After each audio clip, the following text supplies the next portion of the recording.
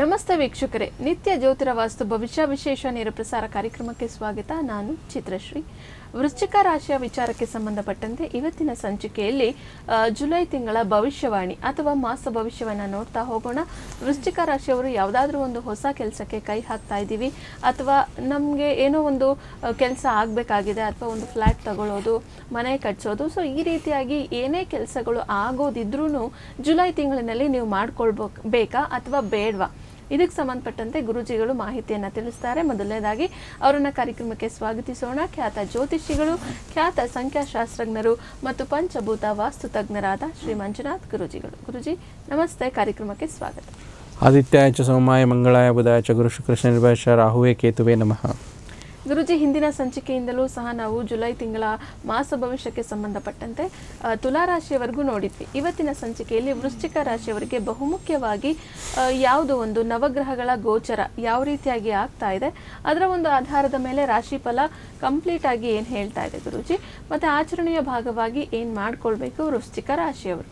ನೋಡಿ, ನಾವು ಪ್ರತಿ ತಿಂಗಳು ಮಾಸಿಕ ಫಲಗಳಲ್ಲಿ ದೊಡ್ಡ ಗ್ರಹಗಳ ಗೋಚಾರದ ವಿಚಾರವಾಗಿ ವೃಶ್ಚಿಕ ರಾಶಿಯವರಿಗೆ ಹೇಳ್ತಿದ್ವಿ. ಒಂದು ಗುರು ಭಗವಾನರು ಸಪ್ತಮ ಸ್ಥಾನದಿಂದ ಗುರುಬಲ ಕುಗ್ಗಿ ಅಷ್ಟಮ ಸ್ಥಾನಕ್ಕೆ ಹೋಗಿದ್ದಾರೆ. ಆದರೂ ಕೂಡ ಗುರುಬಲ ಇಲ್ಲ ಅಂದರೂ ಕೂಡ ತೊಂದರೆ ಇಲ್ಲ. ಗುರು ಒಂದು ಒಳ್ಳೆ ಪೊಸಿಷನ್ನು ಮಿತ್ರನ ಮನೆಯಲ್ಲಿರುವಂಥದ್ದು, ಸೊ ಅದರ ಒಂದು ಗೋಚಾರ ಫಲ ಇರುವಂಥದ್ದು. ಮತ್ತು ತೃತೀಯ ಮತ್ತು ಚತುರ್ಥಾಧಿಪತಿಯಾದ ಒಂದು ವಿಶೇಷವಾಗಿರುವಂಥ ಶನೇಶ್ವರ ಭಗವಾನವರು ಪ್ರಸ್ತುತ ಗೋಚಾರದಲ್ಲಿ ಪಂಚಮ ಶನಿಯಲ್ಲಿದ್ದು ಕಳೆದ ತಿಂಗಳು ಜೂನ್ ತಿಂಗಳಲ್ಲಿ ಏನು ಶನಿಯ ಒಂದು ಗೋಚಾರ ಇತ್ತು ಅದು ಹಾಗೆ ಮುಂದುವರಿಯುತ್ತೆ. ಆದರೆ ವಿಶೇಷವಾಗಿ ಜುಲೈ 27ನೇ ತಾರೀಕು ಶನಿ ಭಗವಾನರು ವಕ್ರಿಯಾಗಿ ಒಂದು ಚತುರ್ಥ ಭಾವದ ಫಲಗಳನ್ನು ಕೊಡ್ತಾರೆ, ಅವರು ಸುಖ ಭಾವದ ಒಂದು ಫಲಗಳನ್ನು ನೀಡುವಂಥದ್ದು. ಇನ್ನು ಉಳಿದಂತೆ 4ನೇ ತಾರೀಕು ಅಂದರೆ ನಾಳಿನ ದಿನ ಏನಾಗ್ತಾ ಇದೆ ಅಂತಂದರೆ ತುಂಬ ವಿಶೇಷವಾಗಿ ಶುಕ್ರಗ್ರಹ ದಶಮಸ್ಥಾನ, ಅಂದರೆ ಶುಕ್ರಗ್ರಹ ಇಲ್ಲಿ ಪ್ರಸ್ತುತವಾಗಿ ದಶಮಸ್ಥಾನ ಅಂತ ಹೇಳ್ತೀವಿ, ಭಾಗ್ಯಸ್ಥಾನ ಅಂತ ಹೇಳ್ತೀವಿ, ಅಲ್ಲಿಂದ ದಶಮಸ್ಥಾನ ಶತ್ರು ಮನೆಗೆ ಹೋಗ್ತಾ ಇರುವಂಥದ್ದು. ಇನ್ನು ಉಳಿದಂತೆ ವಿಶೇಷವಾಗಿ ಒಂದು 8ನೇ ತಾರೀಕಿನಂದು ಬುಧ ಗ್ರಹ ಅಂತ ಹೇಳ್ತೀವಿ, ಬುಧ ಗ್ರಹ ಅಷ್ಟಮ ಸ್ಥಾನದಲ್ಲಿತ್ತು, ಇಲ್ಲಿ ವಕ್ರಿಯಾಗಿ ಸಪ್ತಮ ಸ್ಥಾನಕ್ಕೆ ಹೋಗ್ತಾ ಇರುವಂಥದ್ದು ತುಂಬ ಒಂದು ಒಳ್ಳೆಯ ವಿಚಾರ. ಕೇಂದ್ರದ ಅಧಿಪತಿ ಮತ್ತು ಸಪ್ತಮ ಒಂದು ಸ್ಥಾನಕ್ಕೆ ಹಿಂದಿರುಗುತ್ತೆ. ಮತ್ತು ಜುಲೈ 16ನೇ ತಾರೀಕಿನಂದು ಸೂರ್ಯ ಭಗವಾನರು ಒಂದು ವಿಶೇಷವಾಗಿ ಇಲ್ಲಿ ಹೇಳ್ತೀವಿ ಆ ಒಂದು ಗೋಚಾರ ಅಂತ ನಾವೇನು ತಗೊತಾ ಇದ್ದೀವಿ, ಆ ಒಂದು 16ನೇ ತಾರೀಕು ಸೂರ್ಯನ ಗೋಚಾರ ಕೂಡ ಜರುಗ್ತಾ ಇದೆ. ಸೊ ಮತ್ತು ಇನ್ನು ಉಳಿದಂತೆ ರಾಶಾಧಿಪತಿಯಾದ ಒಂದು ವಿಶೇಷ ಮಂಗಳನ ಒಂದು ಗೋಚಾರ ಯಥಾವತ್ತಾಗಿ ಮುಂದುವರಿಯುತ್ತೆ. ಉಳಿದಿರೋ ಗ್ರಹಗಳಲ್ಲಿ ರಾಹು ಕೇತು ಕೂಡ ಜೂನ್ ತಿಂಗಳಲ್ಲಿ ಇರುವಂಥ ಗೋಚಾರದಲ್ಲಿ ಏನಿದೆ ಅದೇ ಎಫೆಕ್ಟ್ಸು ಜುಲೈಯಲ್ಲಿ ಮುಂದುವರಿತಾ ಇದೆ. ಸೊ ಈ ರೀತಿ ತುಂಬ ವಿಶೇಷವಾಗಿ ಗ್ರಹ ಗೋಚಾರ ಆದರೆ ಆಚರಣೆ ಭಾಗವಾಗಿ 29ನೇ ತಾರೀಕು ಗುರುಪೂರ್ಣಿಮೆ ಇರುವಂಥದ್ದು. ಯಾರ್ಯಾರಿಗೆ ಗುರು ಬಲಹೀನರಾಗಿದ್ದಾರೆ, ಜಾತಕದಲ್ಲಿ ನೀಚವಾಗಿದ್ದಾರೆ ಅಥವಾ ಗುರು ಚಾಂಡಲ ಯೋಗ ಇನ್ನೇನೋ ನೆಗೆಟಿವ್ ಥಿಂಗ್ಸ್ ಇದ್ದವರಿಗೆ ಒಂದು ಗುರು ದತ್ತಾತ್ರೇಯ, ಗುರು ಸಾಯಿಬಾಬಾ ದೇವಸ್ಥಾನ ಅಥವಾ ಗುರು ರಾಘವೇಂದ್ರ ಸ್ವಾಮಿ ದೇವಸ್ಥಾನವನ್ನು ಜುಲೈ 29ನೇ ತಾರೀಕು ಗುರುಪೂರ್ಣಿಮೆಯನ್ನು ನೋಡಿಕೊಂಡು ದರ್ಶನ ಮಾಡಿಕೊಂಡು, ನಿಮ್ಗೆ ಹೋಗೋಕ್ಕಾಗಿಲ್ಲ ಒಂದು ಸ್ಮರಣೆ ಮಾಡ್ಕೊಳ್ಳಿ ಮನಸ್ಸಲ್ಲಿ, ಇದರಿಂದ ಒಂದು ಸಂಕಲ್ಪ ಮಾಡಿಕೊಂಡ್ರೆ ತುಂಬ ಅನುಕೂಲ. ಗುರುವಿನ ಅನುಗ್ರಹ ಪೂರ್ಣ ಪ್ರಮಾಣದಲ್ಲಿ ಒಂದು ವೃಶ್ಚಿಕ ರಾಶಿಗೆ ಲಭಿಸುತ್ತೆ. ಯಾಕೆ ಅಂದರೆ ಈಗಿನ ಒಂದು ಇದರಲ್ಲಿ ಸಂತಾನಕ್ಕೂ ಗುರು ಬೇಕು, ಆದಾಯಕ್ಕೂ ಗುರು ಬೇಕು, ಪ್ರತಿಯೊಂದು ವಿಚಾರದಲ್ಲಿ ಇರೋದರಿಂದ ಗುರುವಿನ ಸೇವೆಯಿಂದ ಒಂದು ಭಾಗ್ಯ ಲಭಿಸುತ್ತೆ. ಆಮೇಲೆ ವಿಶೇಷವಾಗಿ 10ನೇ ತಾರೀಕು ಬುಧ ಜಯಂತಿ ಇರುವಂಥದ್ದು. ನಿಮ್ಮ ಮನೆ ದೇವರು ವೆಂಕಟೇಶ್ವರ ಸ್ವಾಮಿ ಇದ್ದರೆ ಅಥವಾ ಯಾವುದೇ ಒಂದು ನೀವು ಒಬ್ಬರು ವ್ಯಾಪಾರಸ್ಥರಾಗಿದ್ದರೆ, ಒಂದು ವಿದ್ಯಾರ್ಥಿಯಾಗಿದ್ದರೆ, ಈ ಒಂದು ಬುಧನ ಆರಾಧನೆ ಅವತ್ತಿನ 10ನೇ ತಾರೀಕು ಮಾಡೋದ್ರಿಂದ ತುಂಬ ಒಳ್ಳೆಯದಾಗುತ್ತೆ. ಈ ರೀತಿ ವೃಶ್ಚಿಕ ರಾಶಿಯವರಿಗೆ ಒಂದು ಜುಲೈ ತಿಂಗಳಲ್ಲಿ ನವಗ್ರಹಗಳ ಗೋಚಾರ ಮತ್ತು ಆಚರಣೆ ಭಾಗವಾಗಿ ಜರುಗ್ತಾ ಇರುವಂಥದ್ದು. ಗುರುಜಿ, ನೀವು ತಿಳಿಸಿರುವಂತಹ ನವಗ್ರಹಗಳ ಗೋಚರದ ಪ್ರಭಾವ ವಿಸ್ತೃತವಾಗಿ ನೋಡೋದಾದ್ರೆ ಅದು ವೃಶ್ಚಿಕ ರಾಶಿಯವರ ಮೇಲೆ ಹೇಗೆ ಪ್ರಭಾವವನ್ನು ಬೀರ್ತಾ ಇದೆ, ಹೇಗೆ ಹೇಳ್ತೀರಾ ಗುರುಜಿ ಅದನ್ನು? ನೋಡಿ, ಗುರು ಗ್ರಹ ಅಷ್ಟಮ ಸ್ಥಾನದಲ್ಲಿರುವಂಥದ್ದು, ಚತುರ್ಥಾಧಿಪತಿ ಮತ್ತು ರಾಷ್ಟ್ರಾಧಿಪತಿ ದ್ವಿತೀಯಾಧಿಪತಿಯಾಗಿ ಅಷ್ಟಮ ಸ್ಥಾನದಲ್ಲಿ ಅಷ್ಟೊಂದು ಒಳ್ಳೆಯ ಫಲ ಕೊಡದೇ ಇರುವಂಥದ್ದು ಅಂತ ಹೇಳ್ತೀವಿ. ಮತ್ತು ಇಲ್ಲಿ ಶನಿ ಭಗವಾನರು, ಶನಿ ನೋಡಿ ಕರ್ಮಕ್ಕೆ ಕಾರಕ ಗ್ರಹ, ತೃತೀಯ ಮತ್ತು ಚತುರ್ಥ ಭಾವಕ್ಕೆ ಗ್ರಹ. ವೃಶ್ಚಿಕ ರಾಶಿಯವ್ರಿಗೆ ನೀವೇನೋ ಒಂದು ಪ್ರಾಪರ್ಟಿ ಮಾಡಬೇಕು, ಮತ್ತಿನ್ನೇನೋ ಮಾಡಬೇಕು, ಮನೆ ಮಾಡಬೇಕು, ಏನೇನೋ ಅಂದ್ಕೊಂಡಿದ್ದೀರಾ, 2.5 ವರ್ಷಕ್ಕೊಂದು ಸರ್ತಿ ಶನಿ ಮೂವ್ ಆಗ್ತಿದೆ, ಮೀನ ರಾಶಿ ಕೂತ್ಕೊಂಡಿದೆ, ಪಂಚಮ ಶನಿ ಬಂದಿದೆ, ಚತುರ್ಥ ಶನಿ ನಿಮಗೆ ಸಪೋರ್ಟ್ ಇಲ್ಲ ಅಂತಂದರೆ ಒಂದು ಖುಷಿ ವಿಚಾರ ವಿಚಾರ ಏನಂದರೆ ಜುಲೈ 29ನೇ ತಾರೀಕು ಶನಿ ಭಗವಾನರು ವಕ್ರಿಯಾಗಿ ಇಂದಿನ ಒಂದು ಇದರಲ್ಲಿ ಗೋಚಾರದಲ್ಲಿ ಬರೋದ್ರಿಂದ ಅದು ತುಂಬ ಒಳ್ಳೆಯ ಫಲಗಳನ್ನೇ ಕೊಡುತ್ತೆ. ಯಾವುದೇ ರೀತಿ ಸಮಸ್ಯೆ ಬರೋದಿಲ್ಲ. ಯಾಕಂದರೆ ನಮಗೆ ಹೌಸ್ ಆಫ್ ಕಂಫರ್ಟ್ ಅಂತ ಹೇಳ್ತೀವಿ, ಚತುರ್ಥ ಭಾವ ಅಂತ ಹೇಳ್ತೀವಿ. ಒಂದು ಮನೆ ತೊಗೋಬೇಕು, ಒಂದು ಪ್ರಾಪರ್ಟಿ ತೊಗೋಬೇಕು, ಮತ್ತಿನ್ನೇನೋ ಒಂದು ಪ್ರಾಪರ್ಟಿ ರಿಲೇಟೆಡ್ ಇನ್ವೆಸ್ಟ್ಮೆಂಟ್ಸ್ ಮಾಡೋಕ್ಕೆ ತುಂಬ ಒಳ್ಳೆಯದಾಗುತ್ತೆ. ಉಳಿದಂಥ ಗ್ರಹ ಶುಕ್ರ ಗ್ರಹ, ಇಲ್ಲಿ ವೃಶ್ಚಿಕ ರಾಶಿಯವರಿಗೆ ಶುಕ್ರ ಗ್ರಹ ಸಪ್ತಮಾಧಿಪತಿ ಮತ್ತು ವ್ಯಯಾಧಿಪತಿ ಅಂತ ಹೇಳ್ತೀವಿ. ಇದು ಕೂಡ ಒಂದು ವಿಶೇಷ ಒಂದು ಪೊಸಿಷನ್ ವೈಸು ತುಂಬ ಚೆನ್ನಾಗಿ ಹೋಗ್ತಾ ಇರೋದ್ರಿಂದ ಭಾಗ್ಯಸ್ಥಾನದಿಂದ ದಶಮ ಸ್ಥಾನಕ್ಕೆ ಹೋಗ್ತಾ ಇರುವಂಥದ್ದು. ಆದರೆ ಒಂದು ಶುಕ್ರನಿಗೆ ಅಲ್ಲಿ ಶತ್ರು ಮನೆ ಇರೋದ್ರಿಂದ ಅಂಥ ಒಳ್ಳೆ ಫಲ ಬರೋದಿಲ್ಲ.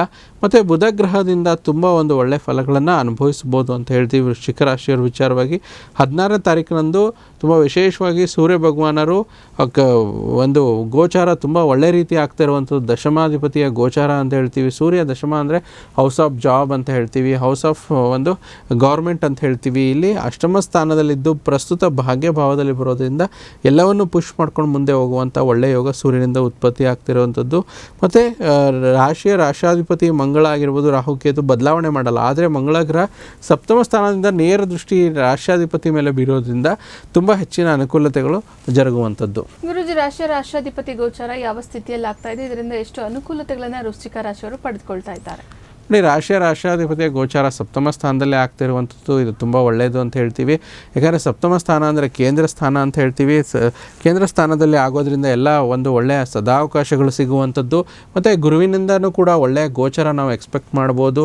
ಮತ್ತು ಶುಕ್ರ ತುಂಬ ಮುಖ್ಯವಾಗಿ ದಾಂಪತ್ಯಕಾರಕ ಶುಕ್ರ ಅಂತ ಹೇಳ್ತೀವಲ್ಲ, ಅದರ ಒಂದು ಒಳ್ಳೆಯ ಫಲಗಳನ್ನು ನಾವಿಲ್ಲಿ ನಿರೀಕ್ಷೆ ಮಾಡ್ಬೋದು. ಇನ್ನು ಮುಂದುವರೆದ ಭಾಗವಾಗಿ ಸಾಮಾನ್ಯವಾಗಿ ಸ್ವಲ್ಪ ಒಂದು ಎಚ್ಚರಿಕೆಯಿಂದ ಇರಬೇಕು. ರಾಷ್ಟ್ರಾಧಿಪತಿ ಗೋಚಾರ ಶುಕ್ರನ ಮನೆ ಆಗುವಂಥದ್ದು. ವೈಯಕ್ತಿಕವಾಗಿ ಎಚ್ಚರಿಕೆಯಿಂದ ಯಾವುದೇ ಮಾತನ್ನು ಯಾರಿಗೂ ಕೊಡಬೇಡಿ. ಒಂದು ಪ್ರಾಮಿಸ್ ಅಂತ ಮಾಡಿ ಹೇಳಿಬಿಟ್ಟು ಆಮೇಲೆ ಸಿಕ್ಕಾಕ್ಕೊಳ್ಳುವಂಥದ್ದು ಜಾಸ್ತಿ ಇರುತ್ತೆ. ನಾನಿದ್ದೀನಿ, ಒಂದು ಚೆಕ್ಕು, ಇನ್ನೇನೋ ಒಂದು ಶ್ಯೂರಿಟಿ ಕೊಟ್ಟು ಸಿಕ್ಕಾಕ್ಕೊಳ್ಳುವಂಥದ್ದು ಜಾಸ್ತಿ ಇರುತ್ತೆ. ಇನ್ನೂ ತುಂಬ ವಿಶೇಷವಾಗಿ ಮಂಗಳ ಗ್ರಹದಿಂದ ಏನಾಗುತ್ತೆ ಅಂದರೆ ಒಂದು ಒಳ್ಳೆಯ ಭೂಮಿಯಿಂದ ಲಾಭ, ಒಂದು ಹೆಚ್ಚಿನ ಅನುಕೂಲತೆಗಳು ಬರುವಂಥದ್ದು. ಮತ್ತು ಸೂರ್ಯನಿಂದ ಒಂದು ಒಳ್ಳೆಯ ಸೂರ್ಯ ಬಂದು ಅಷ್ಟಮ ಸ್ಥಾನದಿಂದ ಭಾಗ್ಯಸ್ಥಾನಕ್ಕೆ ದಶಮಾಧಿಪತಿಯಾಗಿ ಕರ್ಮಾಧಿಪತಿಯಾಗಿ ಬರೋದರಿಂದ ಒಂದು ಒಳ್ಳೆಯ ಅನುಕೂಲತೆಗಳು, ದೈವಾನುಗ್ರಹ, ಒಂದು ಗುರುಗಳ ಅನುಗ್ರಹ ಸಿಗುವಂಥದ್ದು, ಸಂತಾನಕ್ಕೆ ಅನುಕೂಲ ಆಗುವಂಥದ್ದು ತುಂಬ ಒಳ್ಳೆಯದಾಗುತ್ತೆ. ಮಂಗಳ ಗ್ರಹ ಒಂದು ಭೂಮಿ ಪುತ್ರನಾಗಿರೋದ್ರಿಂದ ಸಪ್ತಮ ಸ್ಥಾನದಿಂದ ನೇರ ದೃಷ್ಟಿ ಬಿರೋದ್ರಿಂದ ಆಸ್ತಿ ವಿಚಾರಗಳಲ್ಲಿ ಹೆಚ್ಚು ಲಾಭ ತಂದು ಕೊಡುವಂಥದ್ದು ಅಂತ ಹೇಳ್ತೀವಿ.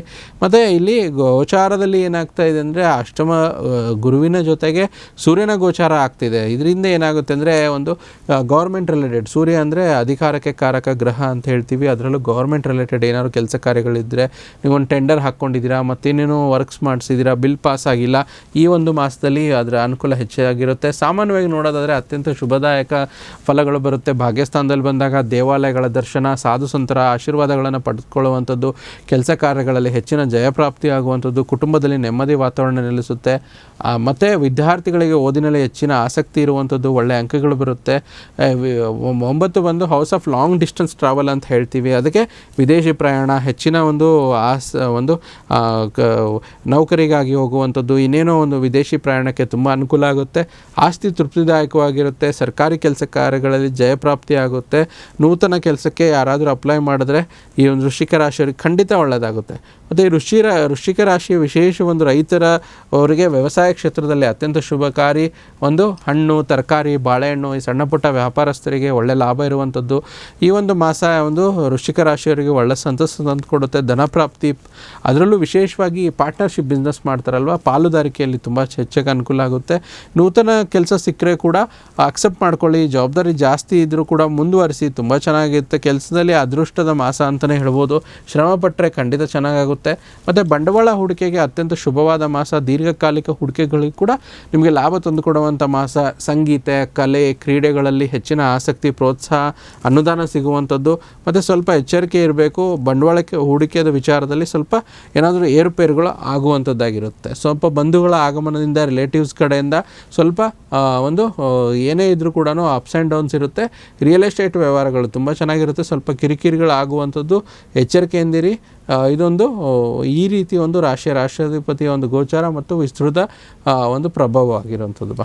ಗುರುಜಿ, ವೃಶ್ಚಿಕ ರಾಶಿಯಲ್ಲಿ ಬರ್ತಕ್ಕಂಥ ನಕ್ಷತ್ರಗಳಿಗೆ ಎಷ್ಟು ಫಲಗಳು ಸಿದ್ಧಿಯಾಗ್ತಾ ಇದೆ, ಮತ್ತು ಸಮಸ್ಯೆ ಎದುರಾದಂಥ ಸಂದರ್ಭದಲ್ಲಿ ಏನು ಒಂದು ಪರಿಹಾರವನ್ನು ವೃಶ್ಚಿಕ ರಾಶಿಯವರು ಜುಲೈ ತಿಂಗಳಿನಲ್ಲಿ ಮಾಡಿಕೊಳ್ಬೇಕು? ನೋಡಿ, ತುಂಬ ವಿಶೇಷವಾಗಿ ವೃಶ್ಚಿಕ ರಾಶಿಯವರ ವಿಚಾರದಲ್ಲಿ 3 ಪ್ರಮುಖ ನಕ್ಷತ್ರಗಳು ಬರುವಂಥದ್ದು. ಪ್ರತಿಯೊಂದು ರಾಶಿಯ ಫಲದಲ್ಲಿ 3 ನಕ್ಷತ್ರಗಳಂತ ಹೇಳ್ತೀವಿ. ಅದರಲ್ಲೂ ವಿಶಾಖ ನಕ್ಷತ್ರ, ಅನುರಾಧ ನಕ್ಷತ್ರ, ಜ್ಯೇಷ್ಠ ನಕ್ಷತ್ರ ಬರುವಂಥದ್ದು. ವಿಶಾಖ ನಕ್ಷತ್ರದವರು ನಿಮ್ಮ ಅಣ್ಣ ತಮ್ಮಂದಿರ ವಿಚಾರವಾಗಿ ಏನಾದರೂ ಏರುಪೇರುಗಳಿದ್ದರೆ ಒಂದು ಬಾಂಧವ್ಯ ಹೆಚ್ಚಾಗುತ್ತೆ, ಮಾತುಕತೆ ಮುಖಾಂತರ ಬಗೆಹರಿಸ್ಕೊತೀರ. ಅನುರಾಧ ನಕ್ಷತ್ರದವರಿಗೆ ಒಂದು ಒಳ್ಳೆಯ ಸಿಚುವೇಶನ್ಸ್ ಬರುವಂಥದ್ದು, ಒಂದು ಕ್ಲಾರಿಟಿ ಸಿಗುವಂಥದ್ದು, ಜೀವನದಲ್ಲಿ ಏನೋ ಒಂದು ಅಚೀವ್ ಮಾಡಿರುವಂಥ ಅನುಭವ ಈ ಒಂದು ಜುಲೈ ಮಾಸದಲ್ಲಿ ಖಂಡಿತ ಸಿಗುತ್ತೆ. ಜ್ಯೇಷ್ಠ ನಕ್ಷತ್ರದವರಿಗೆ ನೀವೇನೋ ಒಂದು ಇನ್ವೆಸ್ಟ್ಮೆಂಟ್ ಮಾಡುವಂಥದ್ದು, ಅದರಿಂದ ಒಳ್ಳೆಯದಾಗುವಂಥದ್ದು, ಎಲ್ಲರೂ ಒಟ್ಟಿಗೆ ಸೇರುವಂಥದ್ದು, ಇದರಿಂದ ತುಂಬ ಚೆನ್ನಾಗಾಗುತ್ತೆ. ಪರಿಹಾರ ಇಷ್ಟೇ, ಆದಷ್ಟು ನೀವು ಎಷ್ಟು ಸಾಧ್ಯನೋ ಅಷ್ಟು ನೀರು, ಅಂದರೆ ನೀರಿನ ಬಾಟ್ಲ್ ಆಗಿರ್ಬೋದು, ಉಪ್ಪು, ಹಾಲು, ಮೆಡಿಸಿನ್ಸು ಈ ಥರನ ದಾನ ನೀಡಿ. ಯಾಕಂದರೆ 6, 8, 12 ಚಂದ್ರ ಬಂದಾಗ ಈ ಒಂದು ದಾನಗಳು ಶ್ರೇಷ್ಠ ಅನಿಸ್ಕೊಳ್ಳುತ್ತೆ.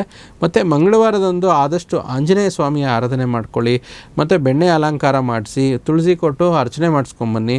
ಈ ರೀತಿ ಮಾಡ್ಕೊಳ್ಳಿ. ಮತ್ತು ದಿನಾಲು ಪ್ರತಿನಿತ್ಯ ಈ ಜುಲೈ ಮಾಸದ ಓವರಾಲ್ ದಿನಾಲು ಇವರು ಸ್ವಲ್ಪ ಹನುಮಾನ್ ಚಾಲಿಸವನ್ನು ಯಥೇಚ್ಛವಾಗಿ ಹೇಳ್ಕೊಂಡ್ರೆ ಒಳ್ಳೆಯದು. ಮತ್ತು ಸ್ವಲ್ಪ ಆದಷ್ಟು ಒಂದು ಮೆಡಿಟೇಷನ್ನು, ಈ ರೀತಿ ಪ್ರಾಣಾಯಾಮಗಳನ್ನು ಮಾಡ್ಕೊಳ್ಳೋದು ತುಂಬ ಒಳ್ಳೆಯದಾಗಿರುತ್ತಮ್ಮ. ಗುರುಜಿ, ನೀವು ಕೊಡುವಂಥ ವಿಶೇಷ ಸೂಚನೆ? ನೋಡಿ, ತುಂಬ ಒಂದು ವಿಶೇಷ ಅಂತಂದರೆ ಆಲ್ಮೋಸ್ಟು ನೀವು ಯಾವುದೇ ಒಂದು ಭಾಷೆ ಕೊಟ್ಟು ಸಿಕ್ಕಾಕ್ಕೋಬೇಡಿ. ಏನೇ ಒಂದು ಪ್ರಾಮಿಸ್ ಮಾಡಿದ್ರೆ ಕೂಡ ಅದನ್ನು ನೀವು ಮೇಂಟೈನ್ ಮಾಡೋಕ್ಕಾಗಲ್ಲ. ಅದಕ್ಕೆ ಅದ್ರ ಬಗ್ಗೆ ಯಾವುದೇ ಇದ್ರೂ ನಿಮ್ಮನ್ನು ನೀವು ಸಿಕ್ಕಾಕೊಳ್ದಿರಂಗೆ ಒಂದು ಡಿಪ್ಲೊಮ್ಯಾಟಿಕ್ಕಾಗಿ ಆನ್ಸರ್ ಮಾಡಿ. ಅದರಿಂದ ಈ ಒಂದು ಮಾಸ ಜುಲೈ ತಿಂಗಳಲ್ಲಿ ತುಂಬ ಚೆನ್ನಾಗಿರುತ್ತೆ.